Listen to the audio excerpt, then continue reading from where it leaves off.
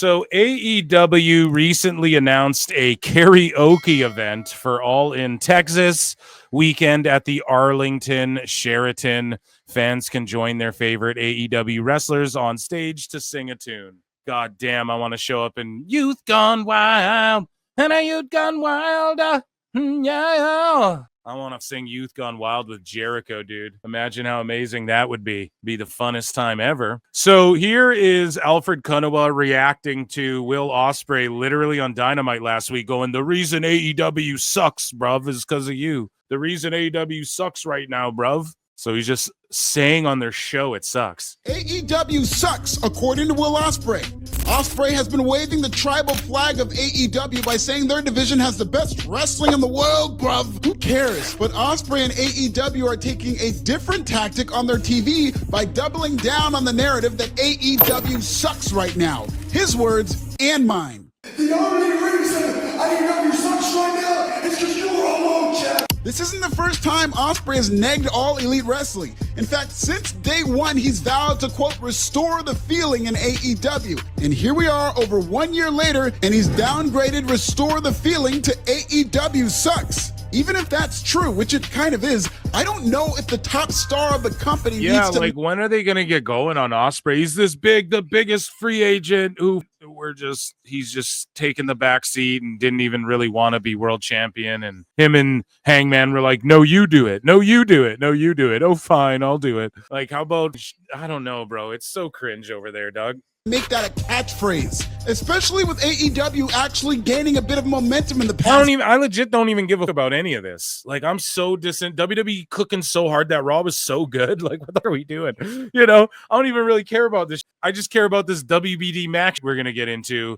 And we're going to talk about it more on Wednesday. But, like, the guy goes on the show and goes, the reason this all sucks is because you're the champ. Yeah, you don't say. Like, but if I say that, we're sickos and assholes, right? Or we're wackos, we're fed drone e-liquor assholes. It's utterly ridiculous. So WWE Hall of Famer and former WWF, WCW, and NWA World Champion Ric Flair has been diagnosed with skin cancer, which is very unfortunate. And then someone tweeted out like, oh, Ric Flair or Jim Ross could say the funniest thing to Flair. No one wants to joke about cancer, bro. That's why you all got mad at Ric Flair, because he joked about cancer. So don't you joke about cancer now too. It's crazy. And they're both going through skin cancer together, and I hope they're okay. All right? So prayers up for Flair. I know he's a bit of an ass to people, but it is what it is. So we have Mercedes Mone. She showed up to wrestle an event in a tent. This was like in Austria or some shit, someone said. And yeah, dude, she took a local indie title. She shows up in this van to the building, already in her gear.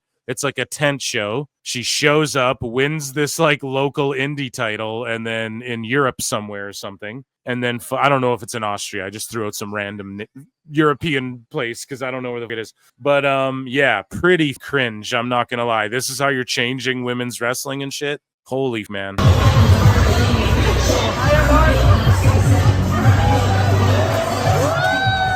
And I'm not hating on a tent show. They have a good turnout. I'm not hating on wrestlers getting their bag. Don't ever get offended when I criticize. I'm talking about her level, what she says, what she claims, and then what is reality. That's all I'm dissecting. I'm not taking shots at people who work shows in front of 12 people. You got to get your reps in. Work if you can get it, you know?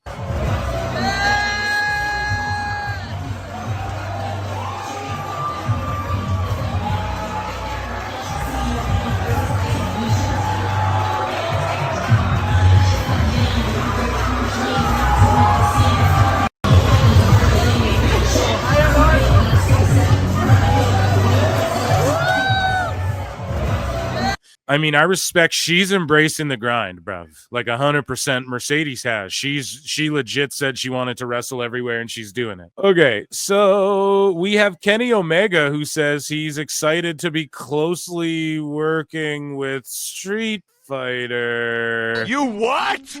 Okay.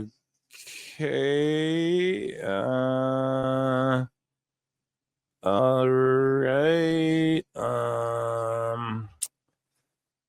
Okay, so yeah, he's working with Street Fighter 6 on S3. Stay tuned for more. So there you go. Looking to be in good shape there, buddy. So Kylo Ren invited Edge for a photo together. So here's AEW's Edge, of course, not on TV, enjoying his life at Disney World or whatever. And there is no audio for this, by the way. But he's like, join the dark side. I know that's Vader. I am not James Earl Jones. I'm that cringy white guy from Girls, from that show Girls. So here's the Street Fighter trailer in and of itself. I like Street Fighter, and shout out Kenny, but he couldn't wait to get in that dress, right? No Dave Chappelle. We'll do it next time, Kenny.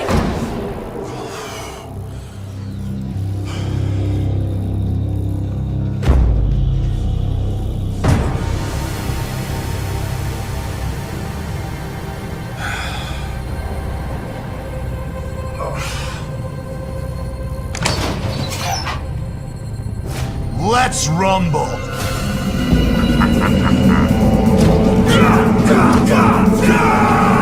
Alex.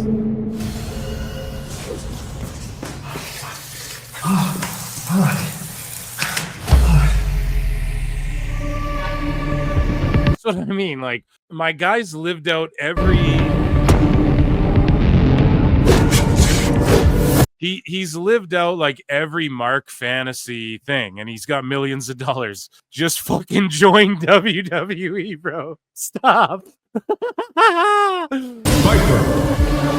I mean, this is what it is. He's a fan, so this is like a dream come true for him.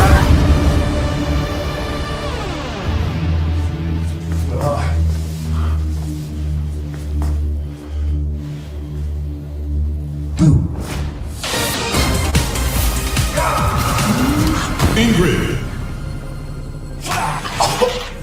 Oh.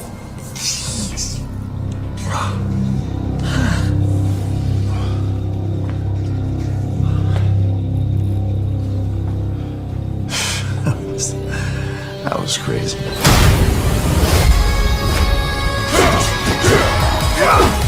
Sagat. Street Fighter 6. I have a video that I'm working on, and I have a Superman video coming out on Phil Marks Out, I promise. I know it's been I fucked up last week and everything, but well, I didn't really fuck up. It just takes a lot of editing, and yeah, it's coming. It's almost done. And then I promise I'm going to get this Kenny Omega video out where we do a deep dive investigation on something, and you guys will see what it is. But it'll be quite compelling. Here is Alex Windsor, who announces she's all elite. Very WWE ID style here. It has to be said, Eve is probably the one place where us girls get the platform that we all truly deserve.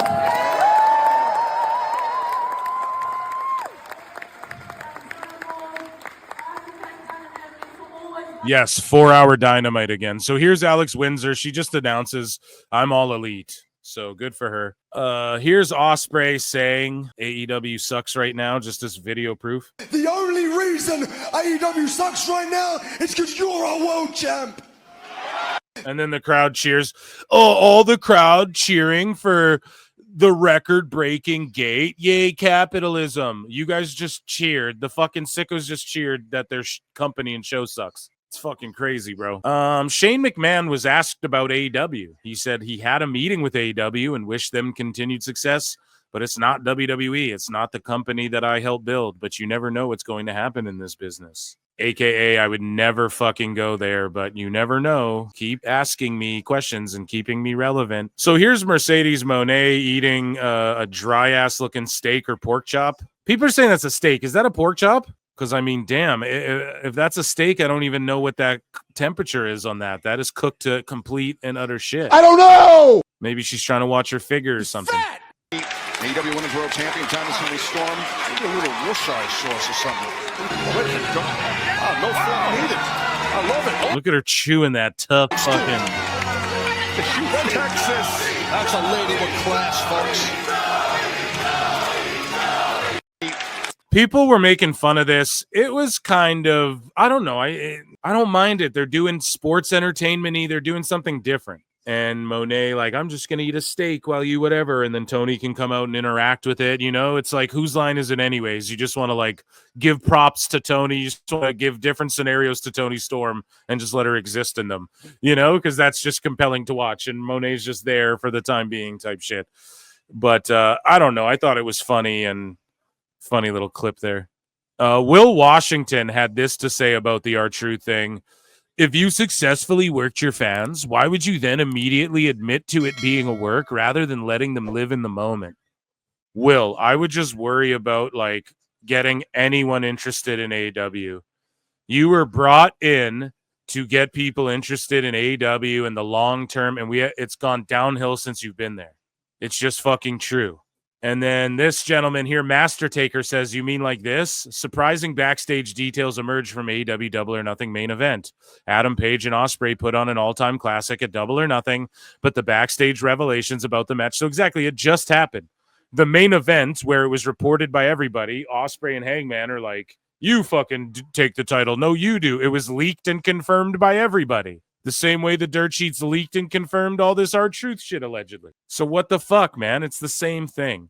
But everyone's cooking them. Buddy, you can't even tell a cohesive story in that dumpster fire of a company that hired you. Worry about your own dying fed. But why does it matter if it's a work or not? It was a moment that will live on regardless. I'm not talking about the internet fans. I'm just talking about what happened on screen afterward.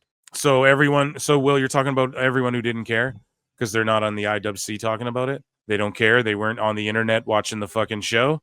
The post show or whatever, bro. Like, what are you talking about? Bro, aren't you part of the reason AEW's ratings have dipped? Nobody in WWE would ever tweet about that AEW is doing, but vice versa is never true. We will see Will, who has failed AEW creative booking, is focused on what WWE is doing.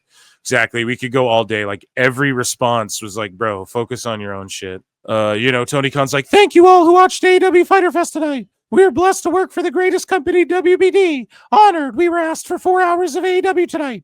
Not only is it the first time we've done 4 hours, I believe it was the first 4+ hour live wrestling TV ever. And that's why he did 4+ hours. You guys were like, why is there an overrun on a 4 hour?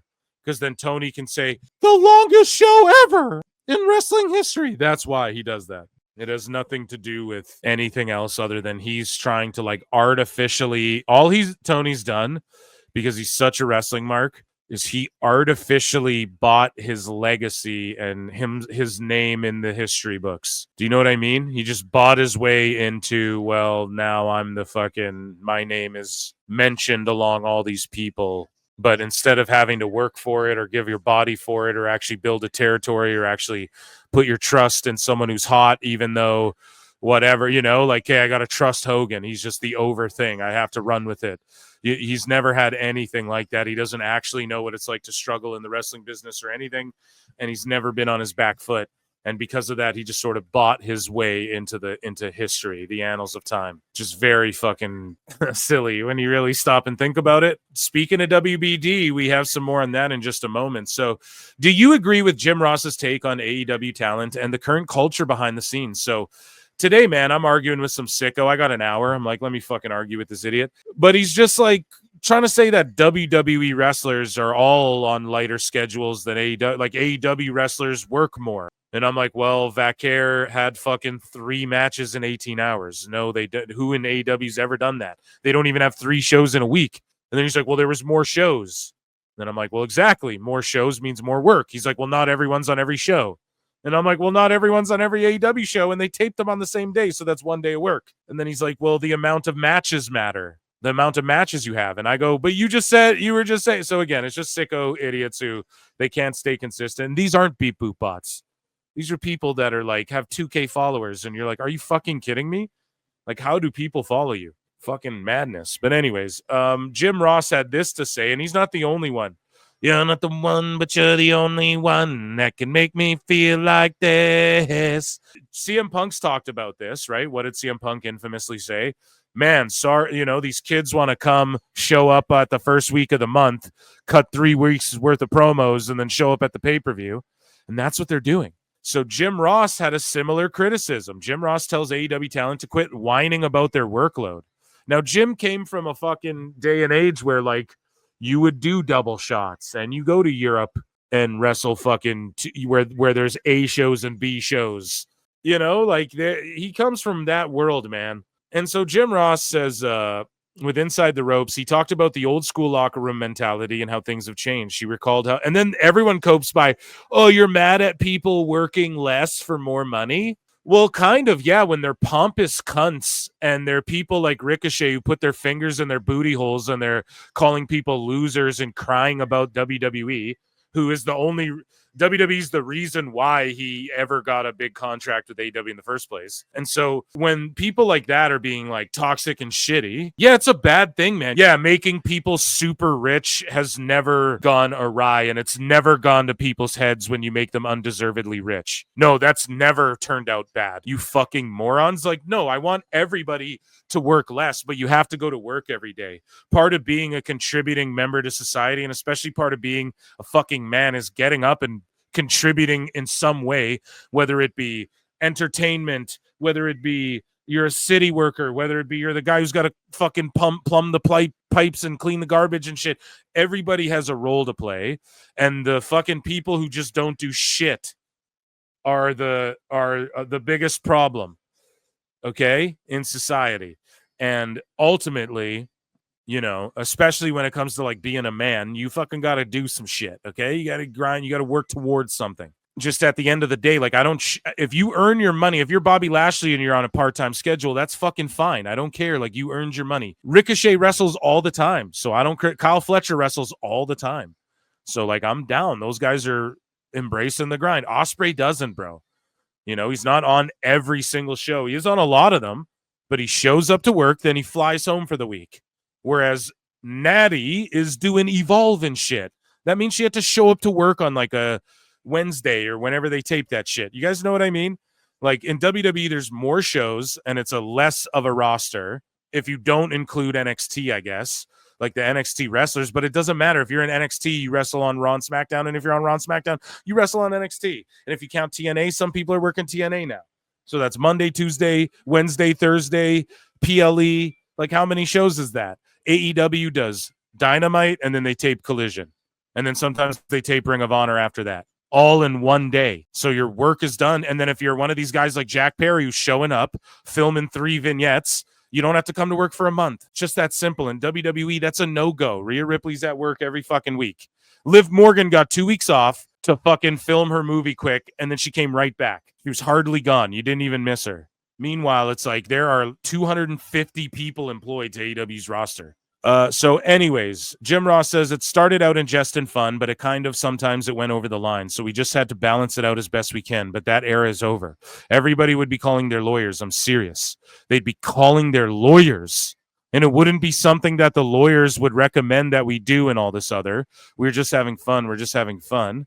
And then Jim Ross says, that's what kills me now. I know that the talent in AEW should never bitch about nothing. They work a day a week. They work a day a week. That's what I said. 1 day a fucking week. Okay. And I had this fucking sicko telling me, oh man, well, WWE people only work a day a week. I'm like, bro, Seth had to he was on Raw and SmackDown. You know what I'm saying? Like, Vaquer worked 3 times in 1 day, let alone a day a week, man. Like, you got to shut the fuck up here, dude. These folks are just so delusional, man.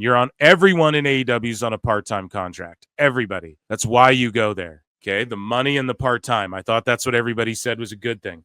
But for the long run, it's not a good thing. I'm sorry. You need to have people learning, and you need to have people getting the reps in, and you need to have people touching all the time. That's how you put on good quality television and pay-per-views and that. And that's where that McDonald's argument showed up again this week, because Ricochet, and he's just trolling, and I know that, but it's just such a bad, dumb argument. But the Young Bucks have discussed, speaking of schools, buying PWG and starting their own indie. Well, why don't you just... So first off, that wouldn't be starting your own indie. That would just be buying PWG. Also, doesn't Excalibur own that shit? Just tell him to start it up again. Get him the fuck off our screens. When I saw this, I was like, please take Excalibur too. And the Young Bucks say, me and Nick have talked about it a lot. We've talked about buying PWG and reopening. Please do it and just go there. We've talked about starting our own indie. We've talked about a wrestling school. Yeah, don't do that. For the love of God, don't do that. I don't know in the next few years, though, if we're going to do something, it'll probably happen in the next few. Damn, man. The Young Bucks, I think, are like the greatest fall off maybe in wrestling history, one of them. Speaking of the women in AEW, so we figured out why Tony Khan changed the fucking Mina Shirakawa music. It's because this person, Malover Troy, and you can look this up, multiple tweets about this, and they tagged Tony Khan. A song I wrote was used as Mina Shirakawa's AEW entrance theme on May 14th without my permission. Oh, fuck! Oh, shit! Tony Khan getting fucking sued, dude. Take him to fucking People's Court.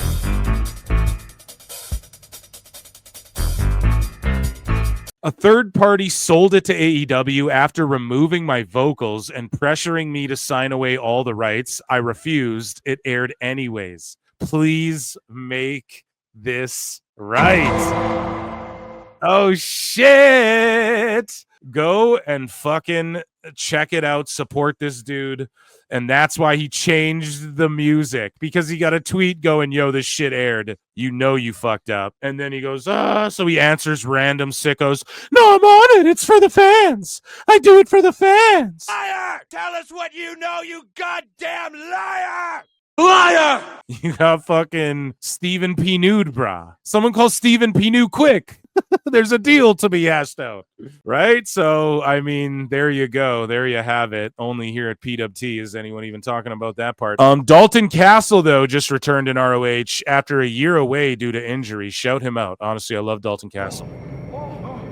Now he's got these big buff boys after the little boys got fucking ostracized and blackballed from the fucking industry, more or less. They got blackballed, bro. Like 100%, man. And yeah, I know that I think at least they're trying to do like legal shit. I don't know for sure if they've dropped that or not, but Kevin Kelly and them as well, you know, I know that that's all tied up together. But yeah, man, the boys got fucked. No Diddy, you know?